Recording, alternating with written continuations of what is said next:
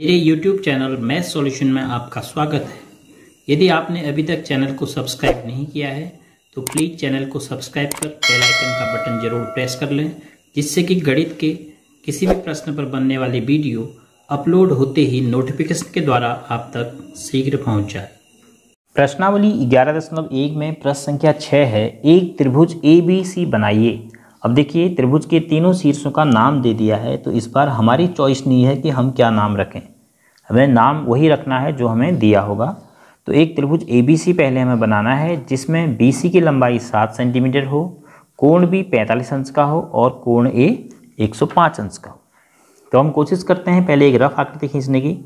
BC 7 centimetre होना चाहिए और B पर 45 अंश का कोण होना चाहिए और C पर नहीं पता है, और A को यदि मैं C से मिलाऊं तो यह कोण होना चाहिए 105 अंश का।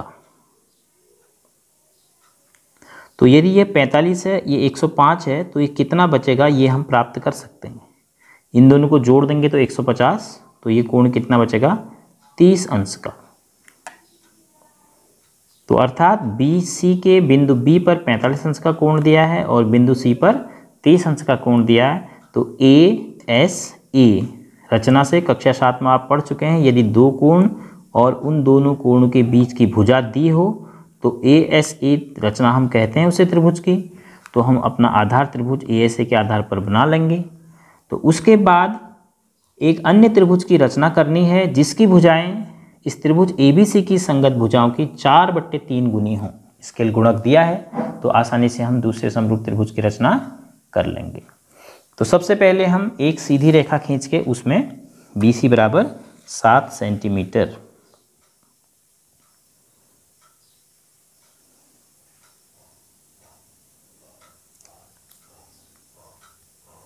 एक सीधी रेखा हमने खींची। इसके एक बिंदु का नाम रख दिया B। अब B से लेकर C की दूरी दे रखी है 7 सेंटीमीटर है, तो प्रकार और पटरी की सहायता से 7 सेंटीमीटर की लंबाई हम प्रकार में भर लेते हैं।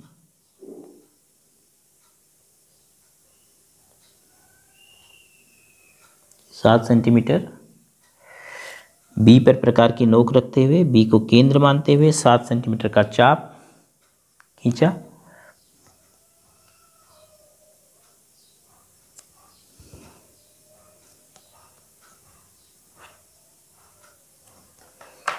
तो दूसरा बिंदु हमें प्राप्त हो गया त्रिभुज की भुजा का C। तो अब हमने रफ आकृति बना रखी है। B पर 45 और C पर 30 अंश का कोण बनाएंगे तो A पर स्वतः ही 105 अंश का कोण बन जाएगा।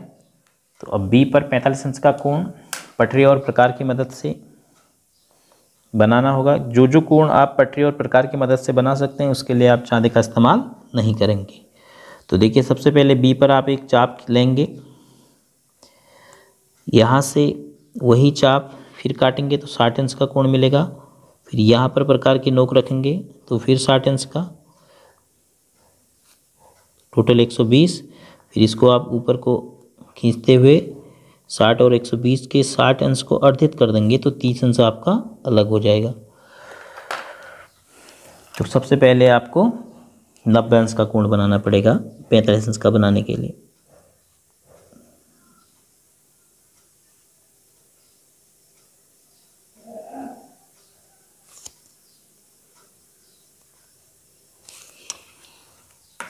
अब 90 अंश का कोण कहाँ से कहाँ तक बनाएं?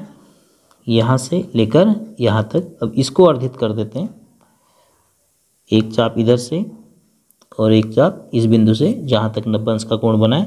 तो 90 अंश का कोण ये आधा हो गया और आपको मिल गया कितने अंश का कोण? अभी 45 अंश का।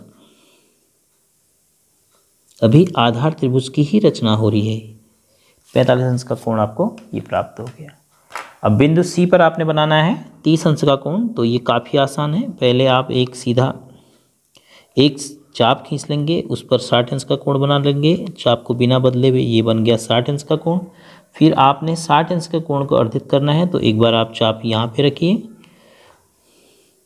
और एक बार चाप यहाँ पे रखिए, तो आपका 60 अंश का कोण अर्धित हो गया। तो आपको कोण मिल गया ये 30 अंश का सी से इस बिंदु को मिला दीजिए, तो आपको ये 30 अंश का कोण प्राप्त हो गया। तो यह कोण स्वतः ही 105 अंश का मिल गया। तो ये बिंदु हो गया ए। अब आपका आधार त्रिभुज बना ए बी सी, जिसमें यह कोण है 45 अंश, यह कोण है 30 अंश। तो 45 और 30 जोड़ के आपको 180 से घटाने पर यह प्राप्त हो जाएगा, और यह भुजा है 7 सेंटीमीटर। आधार त्रिभुज का निर्माण होने के बाद जो भुजा BC है उसके बाएं शीर्ष से न्यूनकोण बनाती हुई एक रेखा खींच दीजिए। न्यूनकोण बनाती हुई एक रेखा खींच ली। उसके बाद स्केल गुणक देखिए, स्केल गुणक आपका इस बार है 4/3। तो 4/3 में कौन संख्या बड़ी है? 4 बड़ी है। तो इस न्यूनकोण बनाने वाली रेखा में 4 बराबर हिस्से करेंगे आप। तो एक फिक्स आप चाप ले लीजिए। तो उसके बाद इसको B पर रखते हुए 4 बराबर हिस्से कर लीजिए।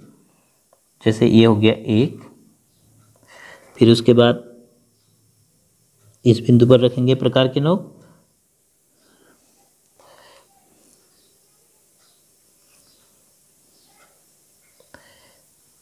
ये दूसरा,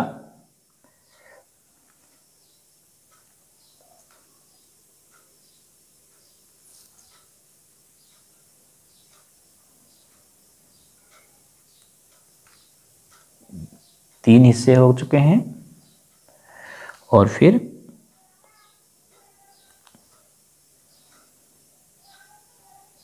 चार हिस्से।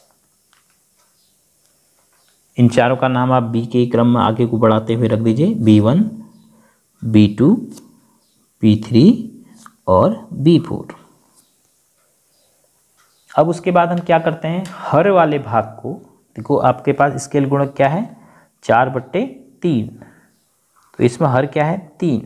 तो हर वाले भाग को आप BC भुजा के दूसरे सिरे C से मिला देंगे।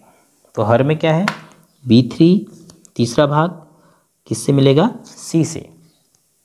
तो हर में 3 है, तो तीसरे भाग को आपने दूसरे बिंदु C से मिला देना है।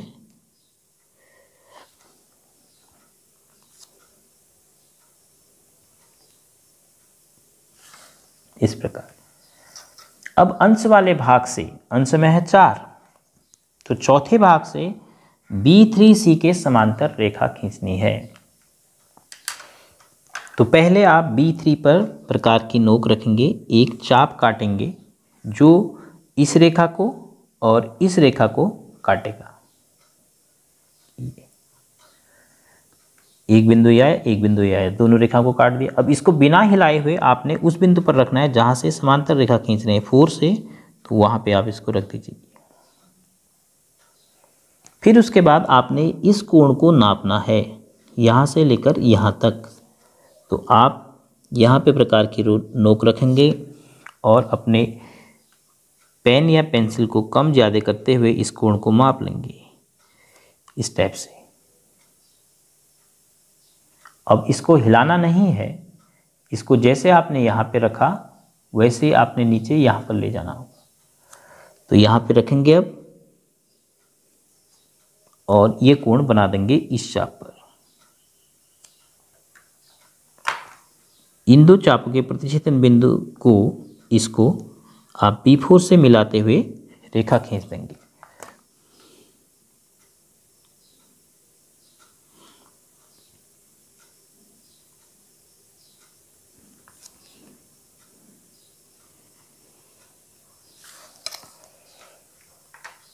तो त्रिभुज की भुजा BC को आगे बढ़ाया गया है, और C के बगल में जो प्रतिच्छेदन बिंदु आपको मिला इसका नाम रख देंगे आप C'।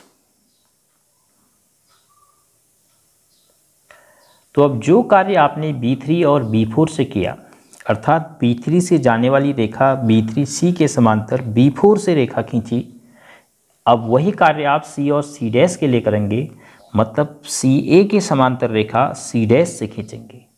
तो किस प्रकार खींचेंगे, पहले आप C पे रखेंगे प्रकार की नोक और कोई भी एक चाप काट लेंगे। बहुत सारे चाप हैं इसलिए ध्यान देना है कि आप कौन सा चाप काट रहे हैं। ये चाप आपने काट दिया, इसको बिना हिलाए हुए अब आप ले जाएंगे सी डैश पर और वही चाप काटेंगे आप यहाँ से इस प्रकार। आपने एक चाप ये काटा था और एक चाप ये काटा है, ध्यान भी रखना है। फिर आप इस कोण को नापेंगे, इस कोण को माप लेंगे कि कितना है। तो कैसे मापेंगे, यहाँ पे रखेंगे आप प्रकार की नोक और अपनी पेन को आप उसकी त्रिज्या को घटाते हुए इस कोण को आपने मापना है। देखिए घुमाइए, ये जैसे यहाँ पे आपने नोक रखी, अब आप यहाँ पे रखेंगे, ये कोण आपका बन गया। तो अब इस प्रतिच्छेदन बिंदु को आपने मिलाना है किससे, सी डैश से।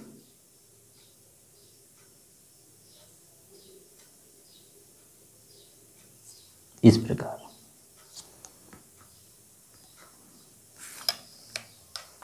तो ए के बगल में जो प्रतिच्छेदन बिंदु मिला आपको, इसे आप नाम देंगे ए डैश। तो आधार त्रिभुज ABC के समरूप त्रिभुज बना ए डैश बी सी डैश, जिसकी भुजाएं त्रिभुज ABC की संगत भुजाओं की 4/3 गुनी हों। देखो 4/3 में अंश में बड़ी संख्या है, हर में छोटी संख्या है, तो निश्चित रूप से जो दूसरा त्रिभुज है वो पहले से बड़ा बनेगा। तो पहला त्रिभुज ABC छोटा है आकार में, ए डैश बी और सी डैश बड़ा है। तो आपका जो अभीष्ट त्रिभुज है जो आपको बनाना था वह है ए डैश बी सी डैश। अब 4/3 गुनी किस प्रकार है, इसको आप आसानी से BPT यानी बेसिक प्रोपोर्शनलिटी थ्योरम, थेल्स प्रमेय जिसे आप कह रहे थे, उससे आप समझ सकते हैं। इस त्रिभुज को आप देख लीजिए, B4 C डैश। भुजा B4 C डैश के समांतर रेखा है B3 C। तो B3 B से लेकर B3 तक बट्टे B से लेकर B4 तक जो है, इन दोनों का अनुपात BC बट्टे BC डैश के बराबर होगा। अब B से B3 तक बराबर 1, 2, 3 भाग हैं और B से B4 तक 1, 2, 3, 4 भाग हैं, तो बराबर BC बट्टे BC डैश। तो BC डैश को हम इधर ले आते हैं, BC डैश बराबर 4/3, देखो 4 को हमने अंश में पहुंचा दिया, 3 को हर में, 4/3 BC। तो BC डैश क्या है, जो बाद में त्रिभुज बना है उसकी भुजा है, और BC क्या है, जो पहले त्रिभुज है उसकी भुजा है।